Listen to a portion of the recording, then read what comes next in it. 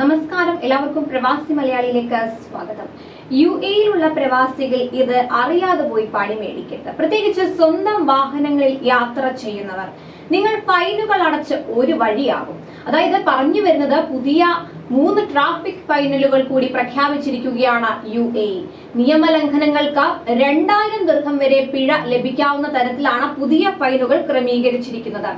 അടിയന്തര സാഹചര്യങ്ങളിലും അത്യാഹിതങ്ങളോ പ്രകൃതി ദുരന്തങ്ങളോ കാലാവസ്ഥ പ്രതികൂലമാവുന്ന സാഹചര്യങ്ങളിലോ ഡ്രൈവർമാർ പൂർണ്ണമായും ഗതാഗത നിയമങ്ങൾ പാലിക്കുന്നുണ്ടെന്ന് ഉറപ്പുവരുത്താനും സുരക്ഷ ഉറപ്പാക്കാനുമാണ് പുതിയ നിയമത്തിലൂടെ അധികൃതർ ലക്ഷ്യമിടുന്നത്. മഴയുള്ള സമയത്ത് താഴ്വരകൾക്ക് സമീപവും വെള്ളപ്പൊക്കമുണ്ടാവുന്ന മറ്റ് സ്ഥലങ്ങൾക്ക് അടുത്തും ഡാമുകളുടെ പരിസരങ്ങളിലും കൂട്ടം കൂടുന്നതിന് 1000 ദിർഹം പിഴ ഈടാക്കും. ഒപ്പം ഡ്രൈവിംഗ് ലൈസൻസിൽ 6 ബ്ലാക്ക് പോയിന്റുകളും ഇവർക്ക് ലഭിക്കും.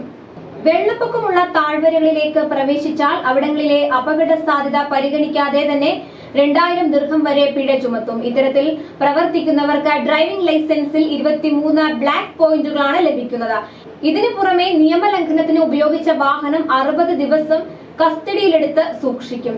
ഗതാഗത നിയന്ത്രണത്തിൽ ഏർപ്പെട്ടിരിക്കുന്ന ഉദ്യോഗസ്ഥരുടെ പ്രവർത്തനം തടസ്സപ്പെടുത്തുക, ആംബുലൻസുകളുടെയോ അത്യാഹിത സാഹചര്യങ്ങളിലും ദുരന്ത സമയങ്ങളിലും മറ്റ് പ്രതിസന്ധി ഘട്ടങ്ങളിലും മഴയുള്ള സമയത്തും താഴ്വരകൾ നിറഞ്ഞൊഴുകുന്ന സമയങ്ങളിലുമൊക്കെ അടിയന്തര രക്ഷാപ്രവർത്തനത്തിൽ ഏർപ്പെടുന്ന വാഹനങ്ങൾക്ക് തടസ്സം സൃഷ്ടിക്കുക എന്നിവയാണ് മറ്റൊരു നിയമലംഘനം. ഇത്തരത്തിൽ പ്രവർത്തിക്കുന്നവർക്ക് 1000 ദിർഹം പിഴ ചുമത്തുകയും 4 ബ്ലാക്ക് പോയിന്റുകൾ ലഭിക്കുകയും ചെയ്യും. ഇതിനു പുറമെ ഇവരുടെ വാഹനങ്ങൾ 60 ദിവസം കസ്റ്റഡിയിൽ പിടിച്ചുവെക്കും. അതിനാൽ മഴയുള്ള സമയത്ത് അധികൃതർ പറയുന്ന നിർദ്ദേശങ്ങൾ കൃത്യമായി പാലിക്കാൻ പ്രവാസികൾ ശ്രദ്ധിക്കുക. ഡ്രൈവർമാരുടെ ഗതാഗത നിയമലംഘനം സംബന്ധിച്ച വിവരങ്ങൾ കൈമാറാൻ നേരത്തെ യുഎഇയും ബഹ്റൈനും തമ്മിൽ ധാരണയിലെത്തിയിരുന്നു. ഇരു രാജ്യങ്ങളിലെയും ഗതാഗത വിഭാഗം തമ്മിൽ ഇലക്ട്രോണിക് വഴി ബന്ധിപ്പിച്ചാണ് വിവരം കൈമാറുന്നത്. നിയമലംഘനം നടത്തി മറ്റു രാജ്യത്തേക്ക് മുങ്ങുന്നവരെ ഇതുവഴി പിടികൂടാനാകും. ഇരു രാജ്യങ്ങളും തമ്മിലുള്ള സംയുക്ത സുരക്ഷാ സമിതിയുടെ യോഗത്തിലാണ് ഈ തീരുമാനം ഉണ്ടായത്.